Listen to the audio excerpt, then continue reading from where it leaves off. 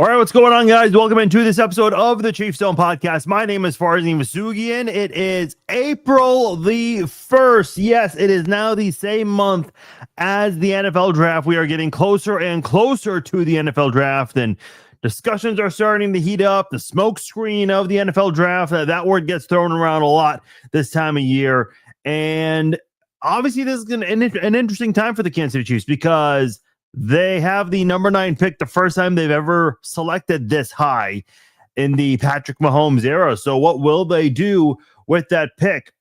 And could it be a guy like Rueben Bain Jr., who's really become a very interesting name?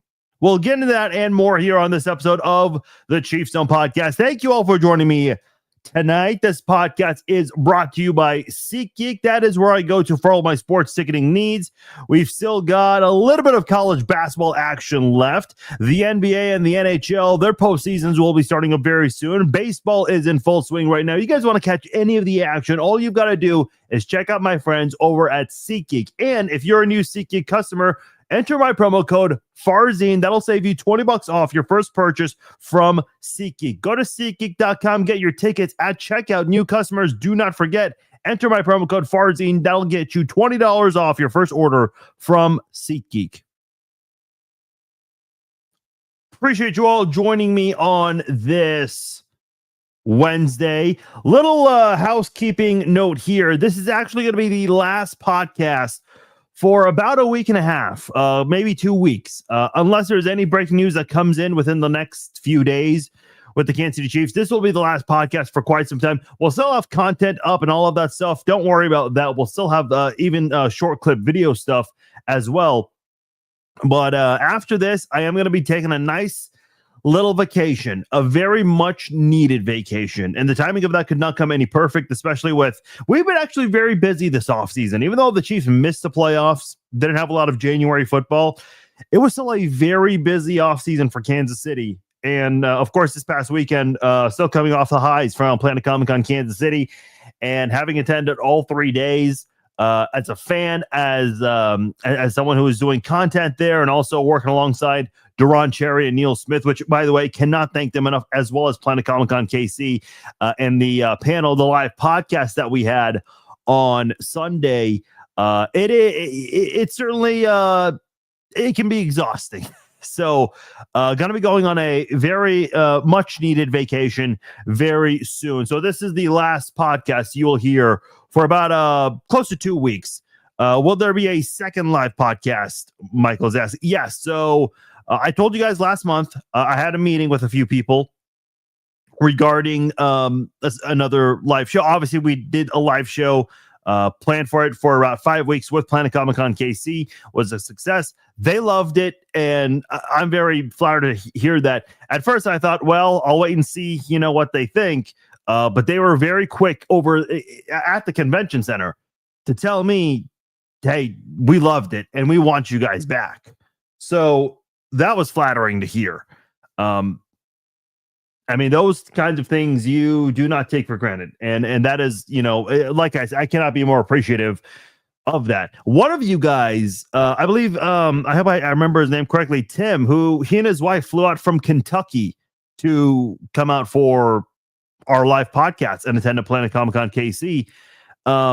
He was commenting on Planet Comic-Con's Facebook page and said, hey, we love the live show. We would love for this to happen again next year.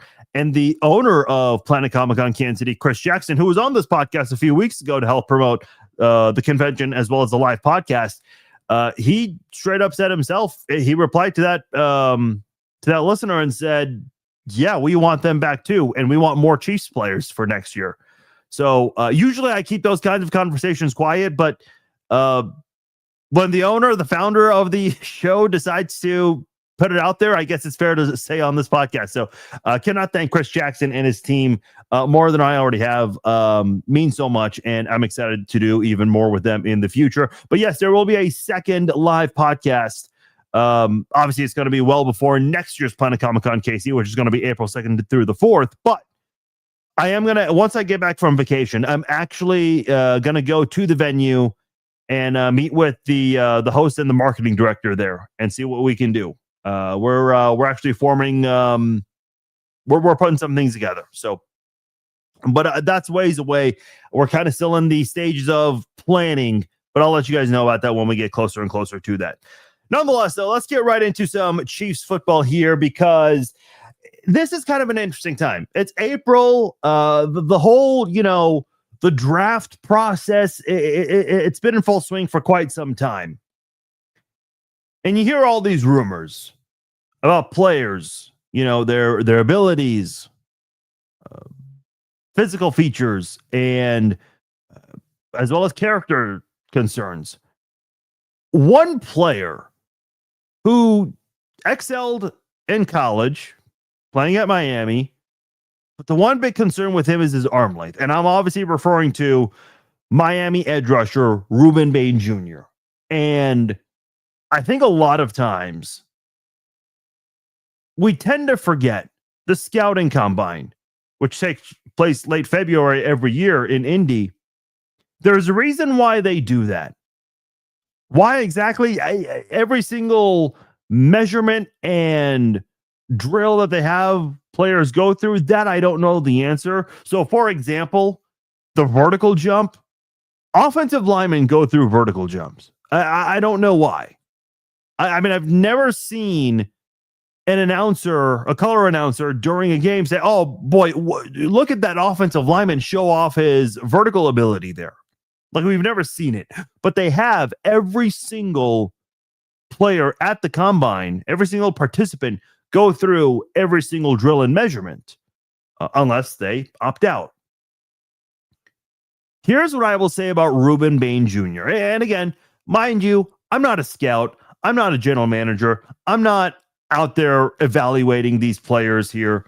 I know there are a lot of bloggers and podcasters that pretend to be film analysts. Okay. All right.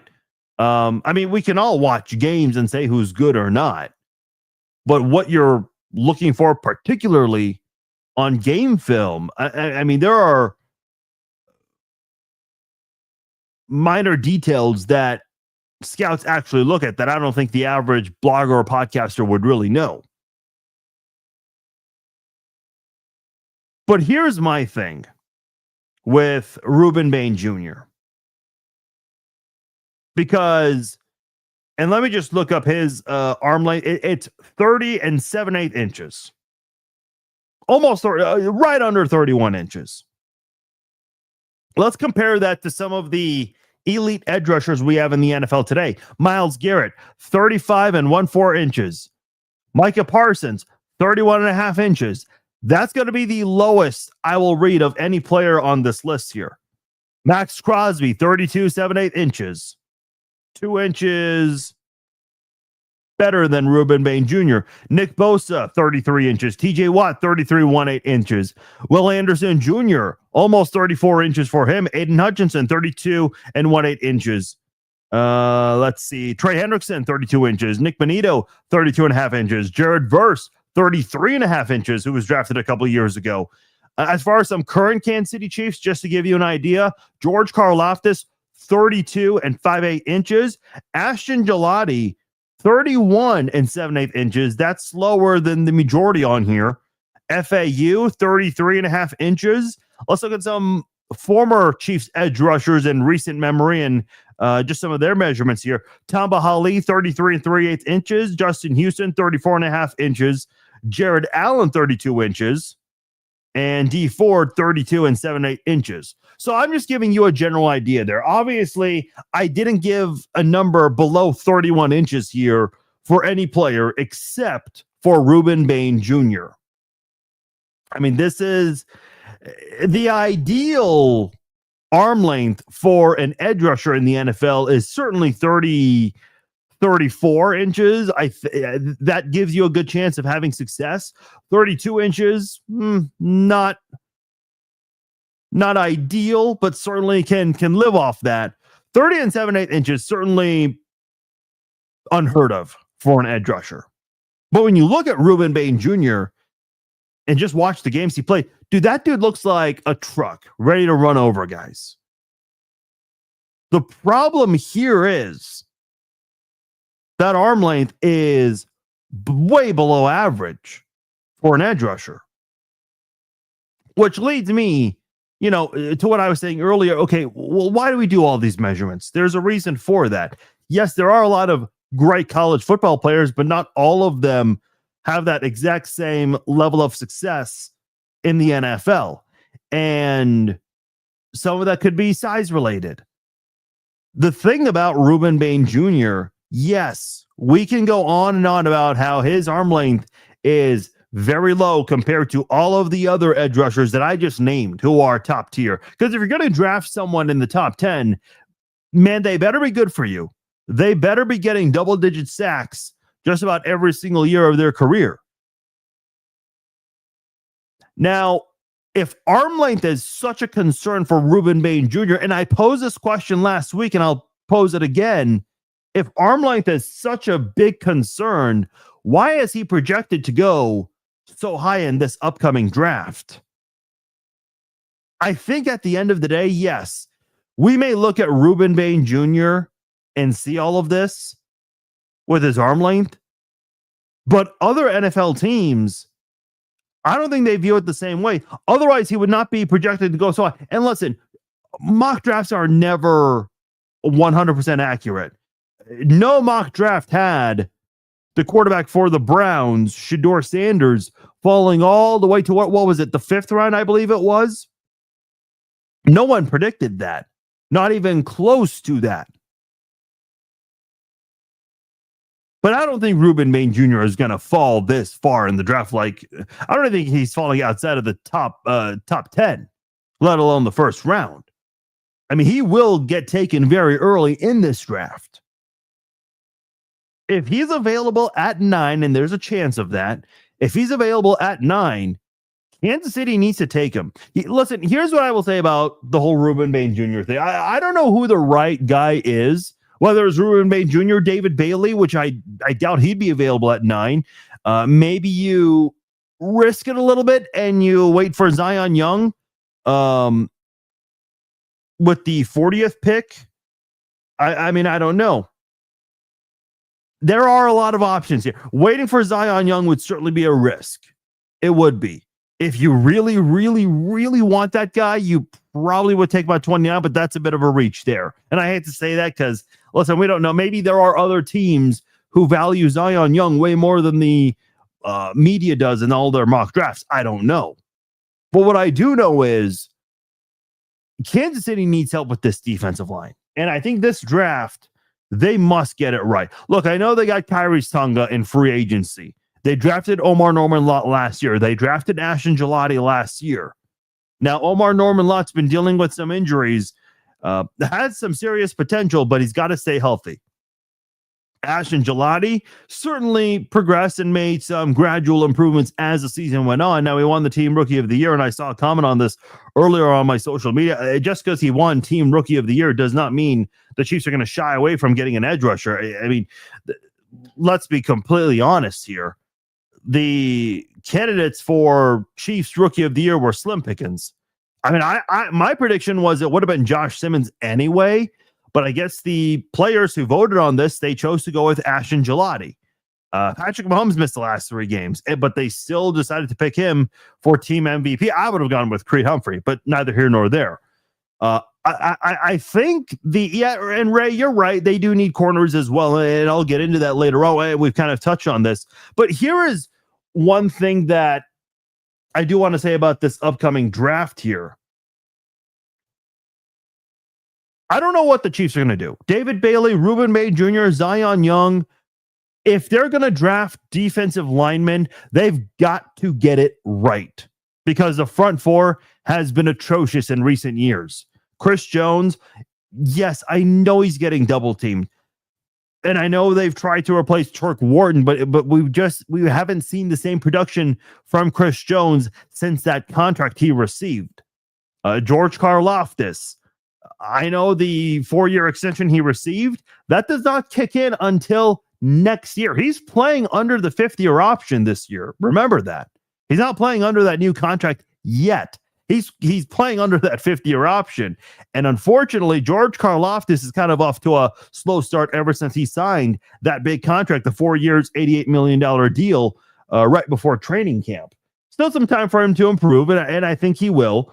But whatever the Chiefs are going to do with the defensive linemen in this draft, they've got to get it right. And listen, if the Chiefs want to take Rueben Bain Jr. with the 9th pick and they want to get an interior defensive lineman like a Peter Woods, Caden McDonald, one of those guys, I would be thrilled with that idea.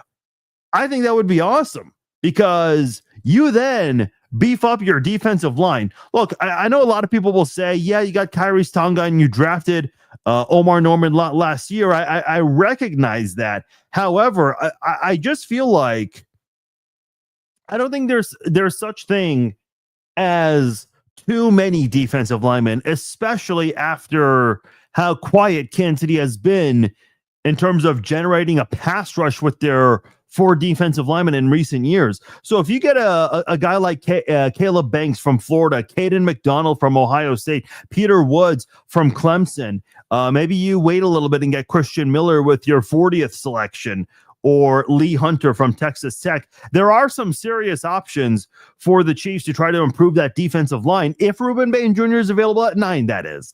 And if they end up getting Caden McDonald, Caleb Banks, Peter Woods, any of those 3, one of those 3 guys would be highly preferred in my opinion. But if you get any of those 3 guys with the 29th pick, I would be in love with that. That would be great for the defensive line. And I think Spags is going to have a lot of fun with that package right there for that defensive line.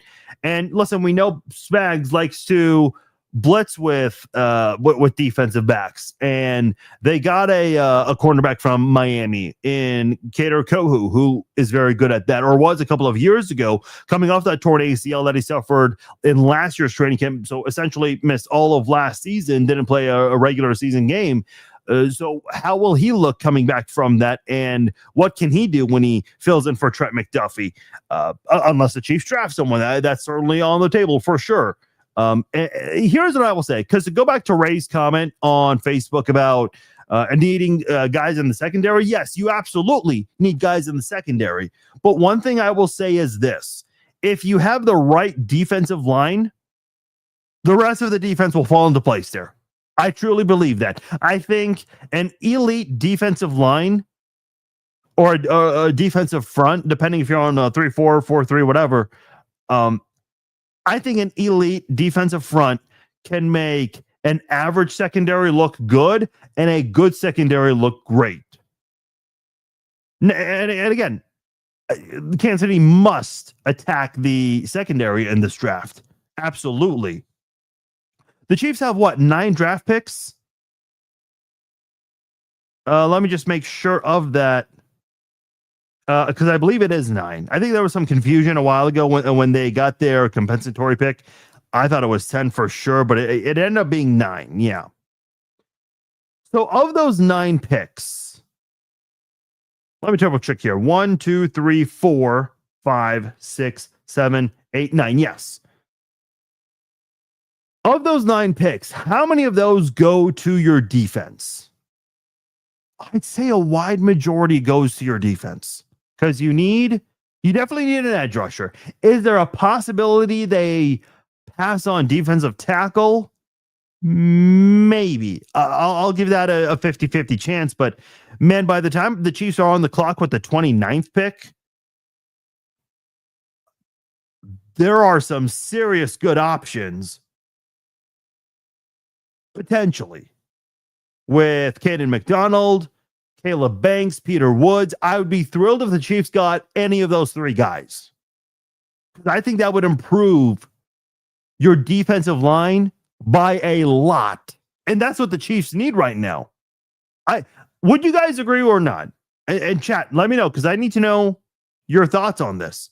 Would you guys agree that the defensive line right now is the weakest position group on the team? And if you say no, if you say wide receiver, fine, but I would have to imagine defensive line is second on your list. I think defensive line is right now the weakest group on the Chiefs. Wide receiver, not too far behind. But I will say this about the wide receiver position. Yes, it would really be nice if they got Carnell Tate. However, The one argument I'll make right now is bringing back Eric Bieniemy and hiring Chad O'Shea as your wide receivers coach. That alone will help the wide receivers a lot. Do they still need better personnel? Yes, 1,000%. But right now, I'd say defensive line needs more help than the wide receivers. Now, listen, if Bailey and Bain are gone, if Caleb Downs is gone, if Mazur Delane is gone, you might be looking at an offensive player then. It might be Carnell Tate. Melinda says right tackle. That's not the most exciting pick by Chiefs Kingdom, and I understand. Listen, when you're picking ninth, drafting a right tackle is not the most thrilling idea in the world. I'm not against it, actually. I'm not. It's not my first idea, but if they want to take Francis Maui-Noah with the ninth pick, I have zero issues with that. A lot of you guys disagree with me, and that's perfectly fine. I love the idea of getting Francis Maui-Noah. Again, he's not my first option for the Chiefs. Hypothetically speaking, if the Chiefs had the second pick, and I'm saying second pick because we know the Raiders are taking Fernando Mendoza, but if the Chiefs had the second pick in this draft, and I know that opens up the possibility of Arvell Reese and Sonny Styles from Ohio State, the two linebackers from Ohio State. But I don't know if the Chiefs are going to go after our linebackers so early. I think they like the linebackers they have in Nick Bolton, Drew Tranquill, and Jeffrey Bossa, who's going to probably play a lot more now that Leo Chenal has moved on to Washington. But I just look at the Chiefs. Like, if they had the second pick in this draft, who would they take? You get whatever you want. You pick.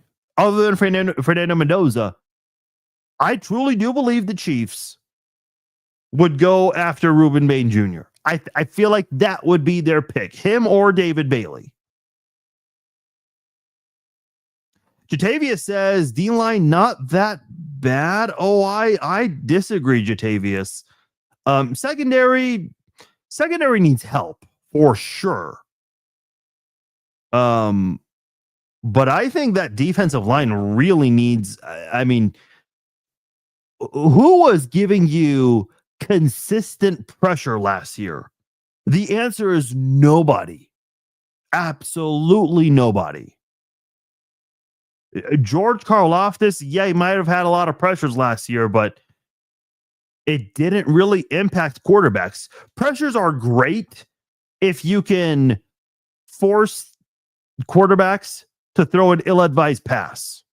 But that was not really a thing. The Chiefs only had 6 interceptions last year, which, to your point, Jatavius, that's why I'm saying out of the 9 draft picks you have, a majority of them are going to be defensive players. I think 6 or 7 of them are going to be defensive players. I think you take one wide receiver and one offensive tackle, maybe that fullback from Navy, Eli Heidenreich, kind of like a gadget player. I'd love to see him in this offense. But I don't think that's necessarily a priority right now. But I just feel like this defensive line, if they can bring some muscle, beef that line up, the secondary will benefit from it. And again, don't get me wrong, you still got to address the secondary. We were doing the live podcast on Sunday, and somebody asked Duran and Neil, what do you think the Chiefs are going to do in the first round? Duran was very transparent in saying, hey, defensive line, cornerback, safety, wide receiver, because we don't know what's going to happen with Rashee Rice, right tackle. I mean, Neil and Duran were not shy about letting it be known that they could go anywhere and everywhere with the first round picks. Brett Veach did an interview with Peter Schrager on his YouTube channel, and Veach was throwing out all the different possibilities they could do with edge, with linemen, with defensive backs. I mean, he didn't say anything that was a big secret. Everyone knows that the Chiefs are probably going to be targeting those positions there. Hey, thank goodness they got the reigning Super Bowl MVP, because as exciting of an idea it would be to have Jeremiah Love in Kansas City. Jeremiah Love, you gotta listen. The idea of him and Patrick Mahomes, that fantasy sounded pretty cool and was a lot of fun to discuss. But that's one need off the table, because we have plenty of needs we're looking at right now on Kansas City's roster. It's like, yeah, as Duran was saying on Sunday's live show, there are a lot of holes on this football team right now that they've got to address, especially after the loss of all of these players from your secondary who've moved on. 2 of them to the Rams, 1 to Cincinnati, 1 to Tennessee. There is a lot that needs to be filled in right now. And the Chiefs could go anywhere. I mean, I'm seeing Caleb Downs, Mansour Delane, drafted Ashton Gelati this year. Yeah, but you're going to need more than Ashton Gelati right now. I like Ashton Gelati. I think he made some gradual improvements as the season went on, but you need more than an Ashton Gelati football player right now for that defensive line. And listen, maybe I'm wrong here. Maybe Andy Reid, Joe Cullen, and Steve Spagnuolo, maybe they have full confidence in Ashton Gelati and are going to pass on Rueben Bain and David Bailey if either one of them become available at 9. I don't know. Which leads me into my previous comment. There are a lot of holes on this football team right now. That's why your first 3 picks, assuming the Chiefs don't trade, at 9, 29, and 40, these are some serious important decisions to be made. You've got to get all 3 of those picks right. You've got to hit a bullseye with all 3 of them.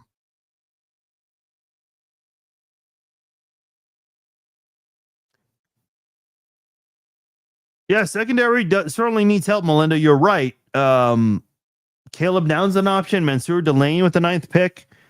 That's why they've got to get this right, because it's not only for the sake of this season, bouncing back after, let's be honest, was an embarrassing and a failure of a 2025 season, but this is going to help dictate where the Kansas City Chiefs will be for the next few years. I know Patrick Mahomes really helped lift this Chiefs team with a 31st ranked defense in his first year as a starting quarterback, but that's not ideal. You don't want to go about it that way every single time. And by the way, one thing I forgot to mention regarding Rueben Bain Jr., an anonymous Big Ten assistant coach spoke to The Athletic, basically said if you're focusing on Rueben Bain Jr. short arms, you're an idiot. That's his words, not mine. So basically, he's saying that he's going to be an elite edge rusher for years to come in the NFL. And I hope so, because I do think that's who the Chiefs might end up taking. The problem is the Chiefs have so many holes right now. We don't know who's going to be available. It feels like, because I saw a comment earlier, I think it was from Teresa, saying that you just got to go with best player available. You might go that route. That's how you might approach the 9th pick, because the Chiefs do have a lot of needs. Brad says, I wonder if they pick Zion at 29 if Bailey and Bain are gone at 9. That's a possibility. I think 29 might be a little too soon for Zion Young. It's a little bit of a risky move to leave him and hope he's there at 40. If you pass on him at 29, but you really want him, you might need to trade the 40th pick and another pick to try to move up to get him. It's really hard to say. This upcoming draft needs to be very similar to 2021 and 2022, where you found some serious key contributors. I know 2022, the weird thing about that draft is your only all-pro from that class is Trent McDuffie. But boy, the contract that doesn't include the fact that draft class, almost every single one of those players were serious contributors. Even Sky Moore. Like, listen, Sky Moore, not a great player in Kansas City. The Chiefs moved on from him. However, Sky Moore did a couple of key things for you that really, if it wasn't for Sky Moore's big punt return in that AFC Championship game against Cincinnati, which played a big part in helping the Chiefs have that game-winning field goal essentially on that drive, you might not be going to a Super Bowl. Who knows what overtime would have looked like in that situation? I don't know. That was a back and forth game. No one knew how that was going to end. And because of a massive mishap from Cincinnati's defense, it allowed the Chiefs to get within field goal range. So even, guys like a Sky Moore who maybe weren't reliable still did a couple things here and there that really came through for your football team. What I'm saying is the Chiefs need a draft very similar to 2022 and 2021. 2021, of course, that's where you got Creed Humphrey, Nick Bolton, Trey Smith, a lot of serious contributors from that draft class. That's the kind of draft you really need in 2026.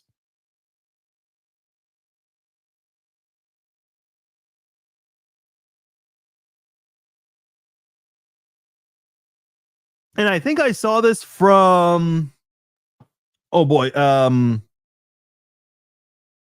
me, I cannot think of his name right now.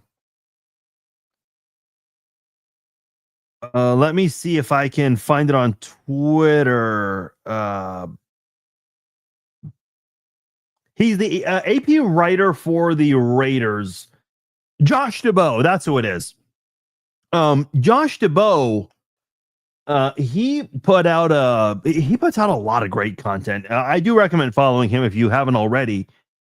But he mentioned that the 2022 of all the 2022 draft classes, the Chiefs players from that draft class, they played the most snaps of any from that year. I mean, that's something to note.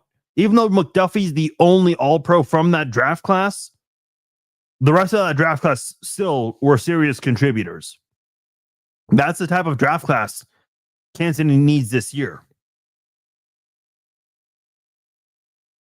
I want to do a poll question with you guys right now. Simple yes or no question. If the Chiefs selected Rueben Bain Jr. with the 9th pick, would you be happy or would you be upset? Would you like that pick at 9? Would you be content with Rueben Bain Jr. at 9? I'd love it. Yes, I'm not going to lie. The arm length is a concern of mine. But at the same time, I'm also thinking of the fact that, okay, he's still projected to go very high in this draft. This is not a player who everyone is expecting to fall in the draft because of his arm length. Could he fall a little bit? Sure. We can't dismiss that. We have seen some surprises in the draft in years past.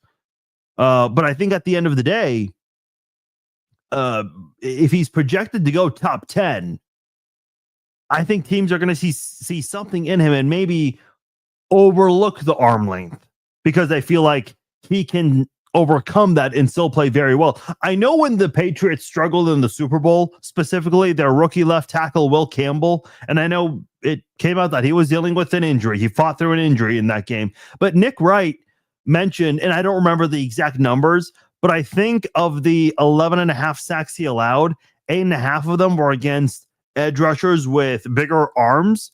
So is there something to that? So I guess if you're going to look off that data right there that Nick Wright provided on his show, First Things First, perhaps there's something to be aware of there. Is that a correlation with every single successful edge rusher that has bigger arms? I don't know. I'm looking at Micah Parsons, who's got 31.5 inches. Rueben Bain is 30 7/8 inches. That's not too terribly far behind from Micah Parsons. So, listen, that's for the scouts to decipher and figure out. A majority of you would feel good about that. Jake says we need to move back to 13 or 15 and pick up another second or third. See, I'm seeing some people propose trades here. I mean, I'm not opposed to a trade. It just depends on what the Chiefs. And by the way, to go back to the earlier comment about, hey, the Chiefs do have Ashton Gelati, and I made the comment, maybe the Chiefs do have more confidence in Ashton Gelati. I say this every single year, and I'll continue to say it every year. Maybe what you and I think are needs, maybe the Chiefs don't think that way. Like a lot of people out there think wide receiver is a need for the Chiefs right now. And I would agree with that. But does Andy Reid see it that way? Does Brett Veach see it that way? Do they look at wide receiver and say, oh no, we have to take a wide receiver with the 9th pick? Or do they think that they can get a wide receiver much later in the draft? And I know a lot of you guys might not want to hear this. I would not be shocked if the Chiefs don't get a wide receiver until day 3 of the draft. The reason I say that is because I feel like there's more dire need of attention on the defensive side of the football than the offensive side right now. Offensively, the two big holes, very big glaring holes, yes, depth on wide receiver and right tackle. Can the Chiefs manage with the wide receivers they have for now and Jalen Moore? Sure. I think they can. But if all those defensive players, Sonny Styles, Arvell Reese, not that I think they would take a linebacker anyway, but I'm just going to add them to the list. Caleb Downs, Mansour Delane, Bailey, Bain. If those guys, hypothetically speaking, if they're gone before the Chiefs pick at 9, that means Carnell Tate could very well be available with the 9th pick, or Francis Maui Noah. I'm also seeing Spencer Fano. Lance Zerloin just did a mock draft. He has the Chiefs taking Spencer Fano over Rueben Bain Jr. He has Rueben Bain Jr. falling to the Bengals. If that happens, Chiefs fans might protest outside of the Chiefs practice facility the same night as the first round of the draft. Like before the Chiefs are on the clock for the 29th pick, I think that protest will start to build up because Chiefs fans do not want a right tackle. I don't know why. Okay, I know why. It's not an exciting pick with the number 9 selection. I'm not opposed to it. Listen, I know offensive linemen are generally not thrilling picks in general. We don't ever talk about them a whole lot. But man, I'm obsessed with the idea of protecting Patrick Mahomes. I think Francis Mauigoa would be an upgrade over Jalen Moore. And again, I want to be very clear. Is that my top priority with the Chiefs? No, it's not. I think they have far more pressing needs, and I think I've made that very clear. I just think that the only way they take wide receiver or right tackle is if all of those other defensive players that we've been talking about today and over the last few weeks are gone by the time the Chiefs are picking 9th overall. I don't know if that's going to be the case, though. I think Carnell Tate would go before 9. I think Francis Mauigoa might also go before 9. So I do think it's going to end up being a defensive player.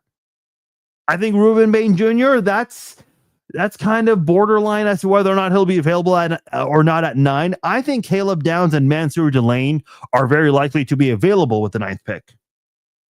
In fact, I'll do this real quickly right now. Let's do this 5 times. And I'm not even going to make a selection. I just want to know who's going to be available with the 9th pick for the Chiefs on PFF's mock draft simulator. So let's do it 9 times. Oh, look at this. Actually, let me screen share it with you guys because I want you guys to watch along with me. So let me put that up on the screen. How does that look on your guys' end? Man, definitely could zoom in a bit. So look at this. David Bailey is available with the 9th pick. Mansour Delane, Dylan Thieneman, Spencer Fano. I know a lot of you guys would not want that. Yeah, let's refresh this. So David Bailey would be the best player available at 9.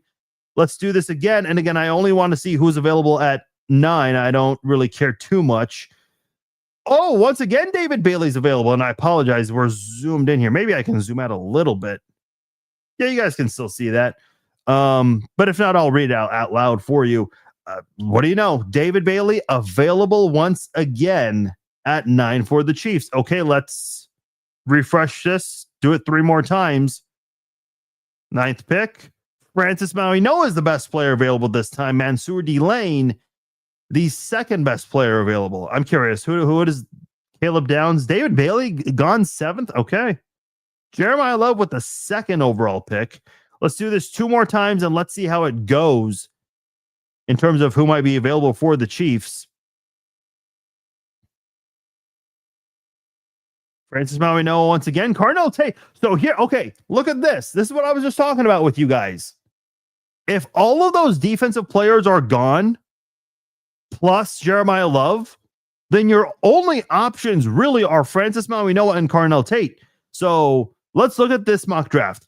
The number one pick, obviously Mendoza, then Jeremiah Love. After that, it's all defensive players. Sonny Styles, David Bailey, Rueben Bain Jr., Arvell Reese, Caleb Downs, and Mansour Delane. So picks 3 through 8 are all defensive players. And if that's how it goes down, if those defensive players plus Jeremiah Love are gone, your only options then become Francis Maui Noah and Carnell Tate. I mean, the best players available are an offensive tackle, a wide receiver, a safety, an offensive tackle, another offensive tackle. This one's a left tackle on Monroe Freeling. The other one, Spencer Fano, and tight end Kenyon Sadiq. Then Makai Lemon at 15, ranked the 15th best player overall on PFF Sport, at least. So, yeah, it really does become a matter of, do you settle for an offensive player with the 9th pick? Because if you do, it's damn near a guarantee the rest of your defense is going to be, or the rest of the draft, is going to be heavily based around defense. That's what I think, at least. I think that was 4 attempts. Let's do one more attempt and see who is available. See, that's what I was wondering. If we're going to have those two guys available at 9, which we did.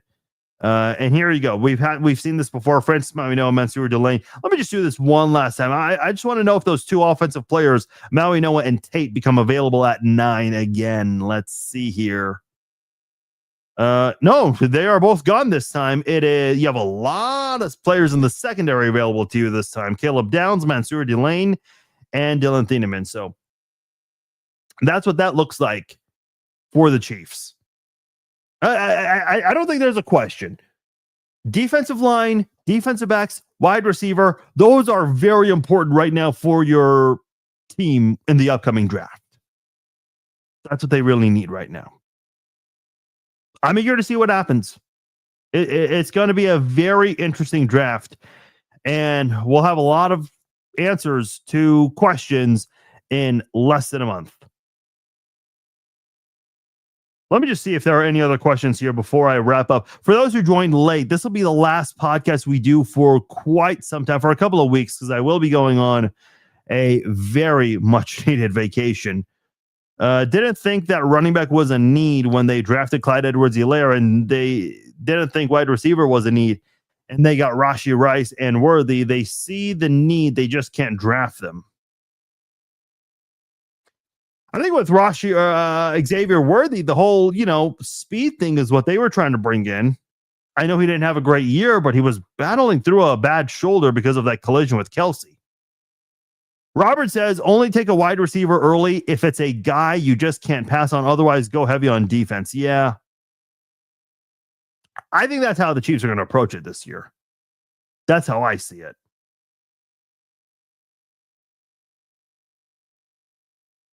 Yeah, I mentioned Lance Zorloin. He has Spencer Fano going to the Chiefs and Rueben Bain Jr.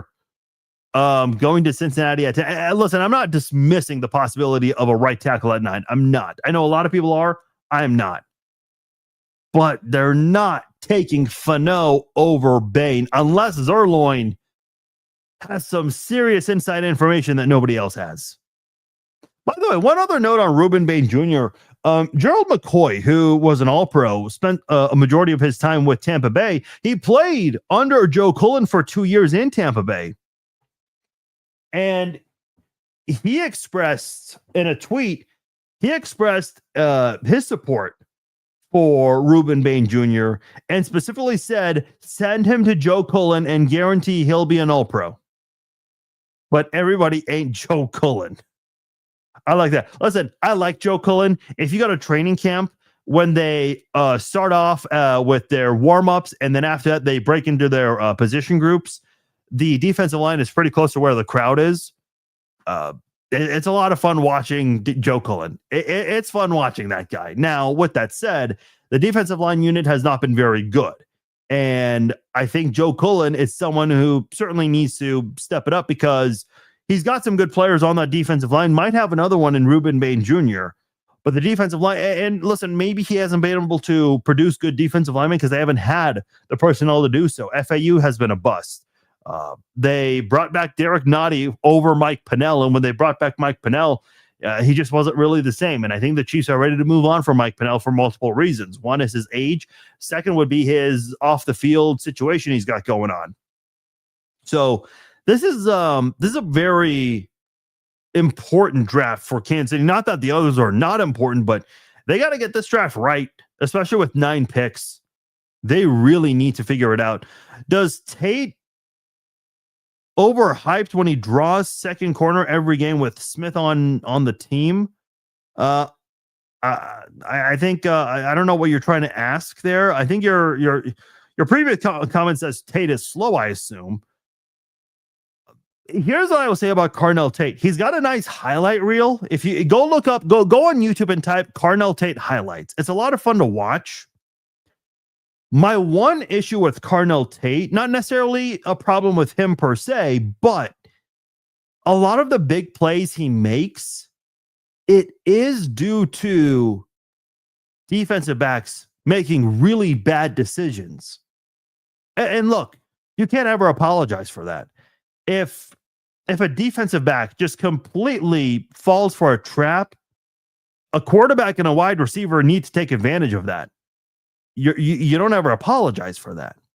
But I just don't know. You're not going to face defensive backs that are going to make those same mistakes constantly in the NFL. That's my thing. That's my thing with Carnell Tate.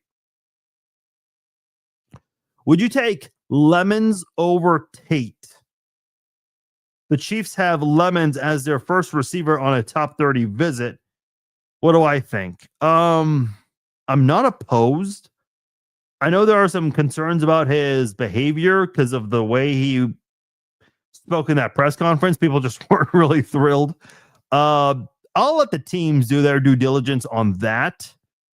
Listen, I'm sure that's something teams are aware of. Jordan Tyson, let's not forget about him either. I think he's an underrated wide receiver in this draft. But will he be available at 29? I don't think so. Is that guy too early to take at 9? I believe so.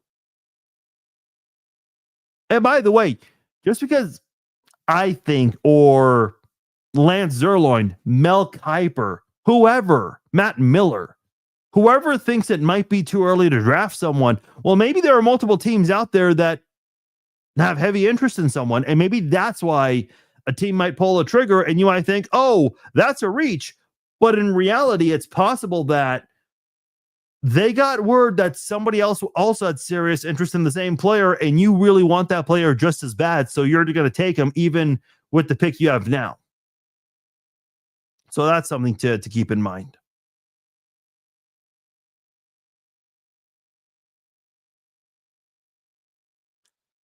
A couple things before I get out of here. I was looking at DraftKings Sportsbook's MVP odds. They don't have the comeback player of the year odds, but if you search comeback player of the year odds, just into Google and just odds in general, Mahomes is the clear-cut favorite to win comeback player of the year. It's not even close. But MVP odds, Josh Allen is first right now at plus 550, Lamar Jackson plus 650, Patrick Mahomes is tied third with Joe Burrow and Justin Herbert at plus 1,000. See, I feel like Mahomes and Burrow are both in line for comeback player of the year. And listen, you don't have to end the year on IR to be eligible for comeback player of the year. Sometimes players just have a bad season or they don't play as many games, and that's still enough for them to be eligible to be comeback player of the year. I don't think there's any serious criteria for the comeback player of the year award. Generally, the non-written rule is if you had a bad season or if you missed a lot of playing time or ended the season on IR, that would essentially put you in line to be comeback player of the year. But Mahomes is not only the favorite to win comeback player of the year, but he's tied third for MVP odds, which I found interesting. I think that's a good bet to make if you believe that Mahomes is going to not only play very early in the season, but also have a very good year with a much better offensive coaching staff, or at least that's how you guys know my thoughts on the offensive coaching staff. I think that alone is going to help the Chiefs improve by a lot on the offensive side of the ball. This is one thing I do want to get into real quickly before I sign off. The NFL will no longer have multiple Monday Night Football games overlapping each other. Good. What took so long? The literal purpose of a primetime football game is to be a standalone football game.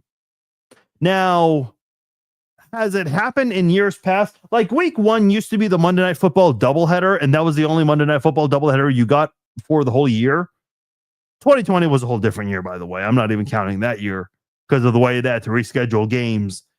But I remember when the Chiefs played the second Monday Night Football game against the Chargers in 2010, and I can't remember who the first 2 teams were on Monday Night Football that night. That overlapped a little bit. That's different. That is a whole different ball game. The 3 Thanksgiving games. If the first Thanksgiving game goes into overtime, and the second one, hey, look, it's time to start. They kick off the ball because they've got to get the game going, and those 2 overlap. That's different. We're talking 2 games that started 30 minutes apart on Monday Night Football. That made 0 sense. Again, the point of primetime games is for them to be literal standalone games. 2 teams, nobody else. I don't know what took so long, but I'm glad they figured that one out. That one never made any sense to me. Last thing here, it does sound like we are basically going to get the replacement refs. Surprisingly, the NFLPA is siding with the referees on all of this. I say surprisingly because there are always complaints about officiating out there. Look, I've said this for many years. Officials are just bad. They're not very good, and it's not an easy thing. It can be fixed very easily with certain rules if you allow certain challenges to be made, but if you thought these referees were bad, wait till you get the replacement refs, because they're going to get them from D1, D2, D3 colleges, AA colleges. You're not going to be getting good referees here. Remember the last time this happened in 2012 or 2013, and all the complaining with the replacement refs, and it took a massive controversial call to bring the real refs back? Yeah. If you were annoyed with the referee complaints before, you're about to get them again. Even worse this time. So good luck with that. All right, that'll do it for this episode of the Chiefs Zone Podcast. My name is Farzin Vasugian. Thank you all for joining me on this Wednesday night, April the 1st. Real quickly, before I sign off here, there will not be a podcast for, let me see. Let me pull up my calendar for about 12 days. Yeah, don't expect the podcast from me for almost 2 weeks. The next time you'll hear from me again in a podcast form will be on Monday, April the 13th. We'll still be doing content. Don't worry about that. But I am going to go on a much needed vacation. So that'll be coming up very soon for me. And then we're going to take a little nice break towards the end of May. The nice thing about the end of May for me is that's where my birthday falls. And then right after that is Memorial Day. And that is also like a very quiet time of the year for the NFL. That and really the majority of June. So I love to take a couple weeks off in May as well. So I'm going to be out of here. I will, like I said, still you'll get some content from me. If there is any major breaking news, I'll have some sort of video content. It just won't be in podcast form. Well, we'll still be doing some content nonetheless over the next couple of weeks. So this will be the last podcast. Until then, be well, enjoy your April, enjoy all the draft hype. We'll still be doing some content. Until then, my name is Farzin Vasugian. If you enjoyed this podcast, please give it a like and a share. If you missed any part of today's podcast, it'll be archived very shortly on Facebook, YouTube, X, Apple, and Spotify. Until then, I will talk to you all later. Peace out.